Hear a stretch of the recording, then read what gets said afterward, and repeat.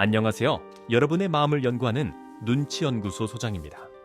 자, 지금 여러분의 핸드폰 화면을 한번 상상해 볼까요? 혹시 카카오톡 앱 아이콘 위에 빨간색 숫자 배지가 떠 있진 않나요?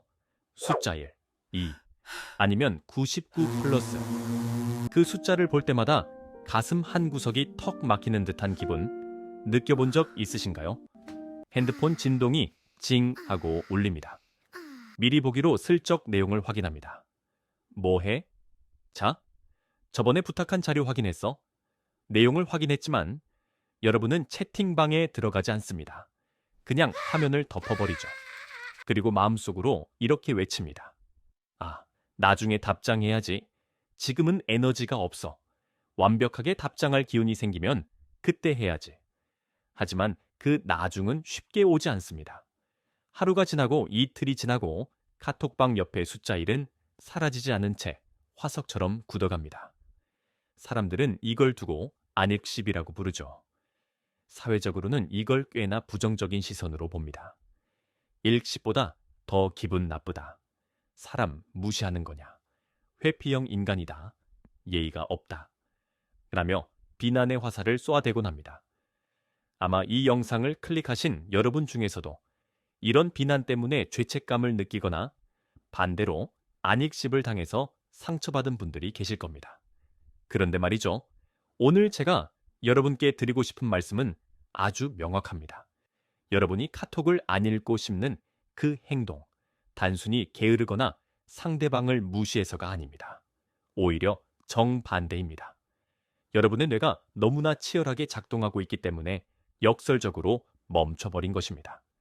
오늘은 뇌과학과 진화심리학을 통해 세상이 회피형이라며 손가락질했던 여러분의 그 행동 뒤에 숨겨진 눈물겨운 심리적 사투를 변호해 드리려 합니다. 당신은 나쁜 사람이 아닙니다. 그저 너무 잘하고 싶어서 방전된 사람일 뿐입니다. 지금부터 그 논리적인 이유를 하나하나 파헤쳐 드리겠습니다. 먼저 우리가 흔히 일식보다 안익십을 선택하는 심리적 기저에는 뇌과학적으로 설명할 수 있는 아주 강력한 기제가 작동하고 있습니다. 바로 완벽주의적 강박과 인지적 과부하입니다. 많은 분들이 오해하시는데 안익십을 하는 사람들은 관계를 가볍게 여기는 게 아닙니다. 오히려 관계를 너무 무겁게 그리고 중요하게 여기기 때문에 문제가 발생합니다. 여러분의 뇌 속에 있는 전두엽 이야기를 좀 해보죠. 전두엽은 의사결정을 하고 계획을 세우고 언어를 구사하는 인간을 인간답게 만드는 뇌의 사령탑입니다. 그런데 메시지가 하나 도착합니다. 오늘 저녁에 시간 돼? 라는 아주 단순한 카톡이에요. 보통 사람들에게는 이게 단순한 정보 교환이지만 완벽주의 성향이나 강박이 있는 분들의 뇌, 특히 편도체는 이 메시지를 일종의 미션이나 테스트로 받아들입니다. 편도체는 공포와 불안을 담당하는 부위입니다. 메시지가 오면 여러분의 편도체는 순간적으로 긴장합니다. 내가 여기서 거절하면 저 사람이 상처받지 않을까? 시간 된다고 했다가 피곤하면 어떡하지? 적당히 위트 있으면서도 예의 바른 거절 멘트는 없을까? 이런 고민이 0.1초 만에 폭풍처럼 몰아칩니다. 이때 여러분의 전두엽은 최적의 답장을 만들기 위해 엄청난 에너지를 소모하기 시작합니다. 썼다 지웠다를 반복하고 이모티콘 하나를 고르는데도 수십 번 고민합니다. 이 과정에서 뇌는 극심한 피로를 느낍니다. 뇌과학에서는 이를 결정 피로라고 부릅니다. 현대인은 하루에도 수천 번의 선택을 강요받는데 카카오톡은 그 선택의 횟수를 기하급수적으로 늘려버린 주범입니다. 특히 여러분이 현재 번아웃 상태라면 상황은 더 심각해집니다. 번아웃은 단순히 피곤한 게 아니라 뇌의 인지 기능이 저하된 상태를 말합니다. 쉽게 말해 뇌라는 배터리가 방전되어 1%만 남은 상태인 거죠. 여러분이 배터리 1% 남은 핸드폰을 들고 있다고 상상해 보세요. 이때 무거운 앱을 실행하면 어떻게 되나요? 폰이 꺼져버리거나 버벅거리죠. 번아웃 상태의 뇌에게 답장이라는 행위는 배터리 없는 폰으로 고사양 게임을 돌리는 것과 같습니다. 상대방의 감정을 헤아리고 문맥을 파악하고 적절한 단어를 선택해서 타이핑하는 이 모든 과정이 고갈된 뇌에게는 너무나 버거운 과업인 겁니다. 그래서 여러분의 뇌는 스스로를 보호하기 위해 차단을 선택합니다. 메시지를 열어서 이를 없애는 순간 여러분은 즉시 답장해야 한다는 의무감이라는 링 위에 올라가게 됩니다. 그게 두려운 겁니다. 읽고 답을 안 하면 일십이라는 더 큰 비난을 받을까봐 차라리 읽지 않고 아직 못 봤다는 핑계를 댈 수 있는 안익십의 상태, 즉 회피의 벙커로 숨어버리는 것입니다. 이것은 심리학적으로 평가 염려와도 연결됩니다. 나의 답장이 완벽하지 않아서 상대방에게 부정적인 평가를 받을까봐 두려운 나머지 아예 평가받을 상황 자체를 지연시키는 것이죠. 여러분이 나빠서가 아닙니다.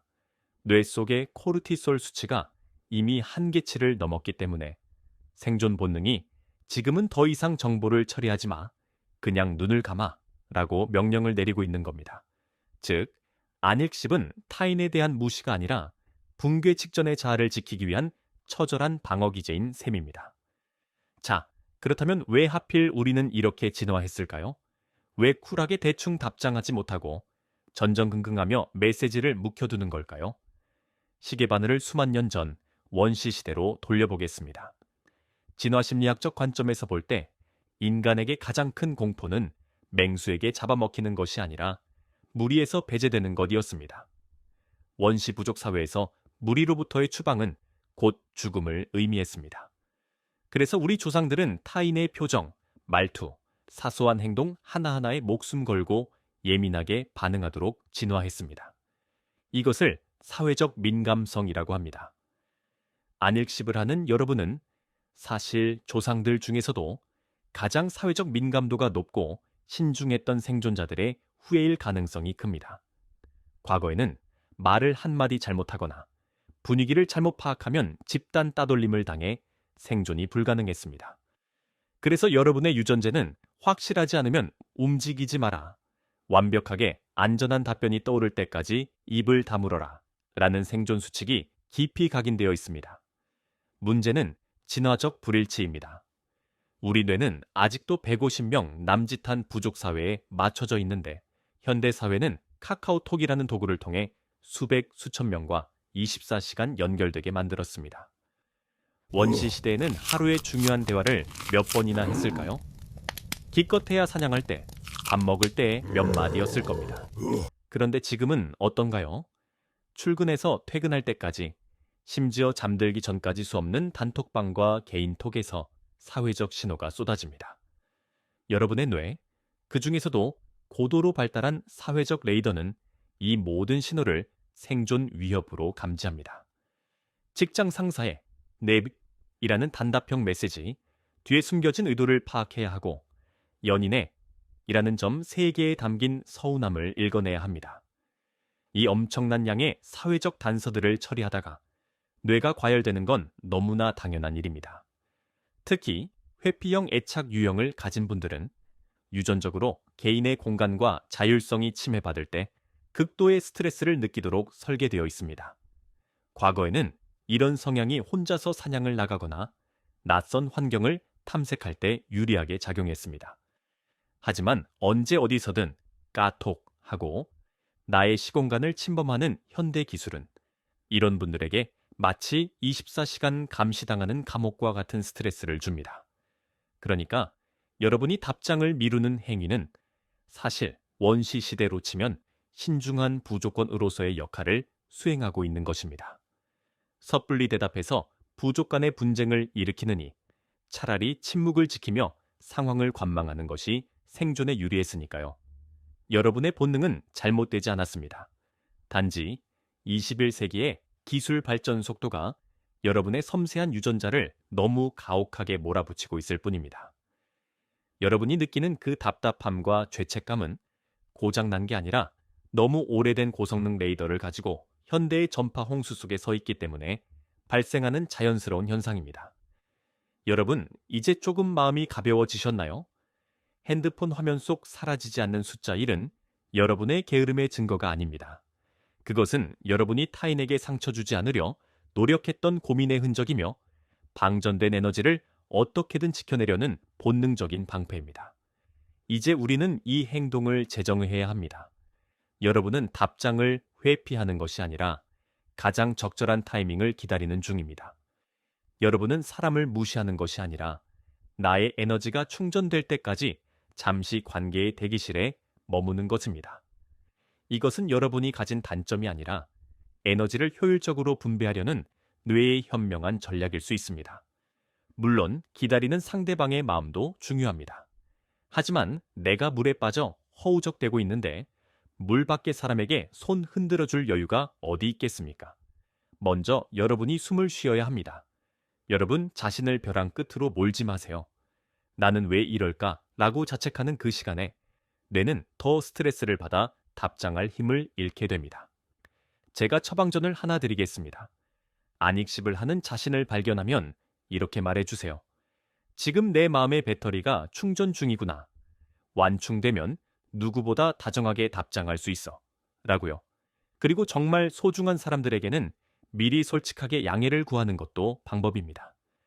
내가 요즘 좀 번아웃이라 연락이 늦을 수 있어. 이해해 줘.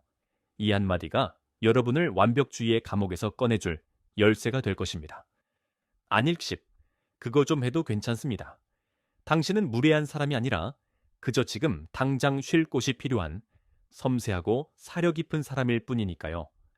부디 오늘 밤은 핸드폰 알림의 압박에서 벗어나 온전한 나만의 시간을 안익십 해보시길 바랍니다.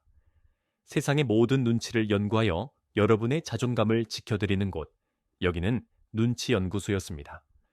오늘 영상이 여러분의 무거웠던 마음에 작은 위로가 되었다면 구독과 좋아요 부탁드립니다.